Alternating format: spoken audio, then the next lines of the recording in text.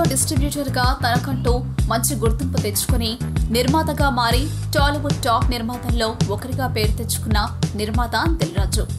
ఒకప్పుడు ఈయన పట్టిందల్లా బంగారమయ్యేది అనే టాక్ బలంగా వినిపించేది.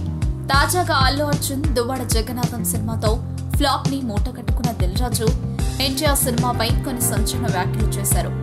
అసలు దిల్ రాజు ఏమన్నారు అంటే, యంగ్ టైగర్ ఎన్టీఆర్ తో రామయ్య వస్తావయ్య సినిమా తీసి తప్పు చేశారని, రీసెంట్ గా ఓ ప్రైవేట్ ఇంటర్వ్యూలో పాల్గొన్న దిల్ రాజు హరీష్ శంకర్ డైరెక్షన్ లో వచ్చిన రామయ్య వస్తావయ్య సినిమా చేసి తప్పు చేశామని తన మదిలోని మాటను బయటపెట్టారు.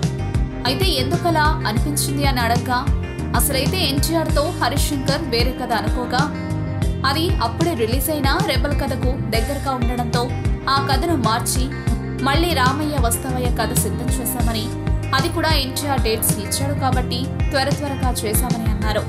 ఖచ్చితంగా ఆ సినిమా కాకుండా రెబల్ కథకు అటు ఇటుగా ఉన్న ముందు కథనే తీసి ఉంటే కనీసం హిట్ అయినా వచ్చేదని అన్నారు. ఎన్టీఆర్ తో అప్పటికే బృందావనం తీసి హిట్ అందుకున్న దిల్ రాజు తారక్ తో తీసిన రామయ్య వస్తావయ్య అంచనాలను అందుకోలేకపోయామని తెలిపాడు. అయితే అప్పుడు టైం అస్సలు బాలేదు అని, ఏం చేసినా కలిసి వచ్చేది కాదు అని తెలిపారు దిల్ రాజు. మొత్తంగా డీజేపై కూడా దిల్ రాజు భారీ అంచనాలనే పెట్టుకున్నారు. కానీ ఆ అంచనాలు కూడా తారుమారవడంతో కాస్త వేదాంతం వల్లిస్తూ మాట్లాడుతున్నారు.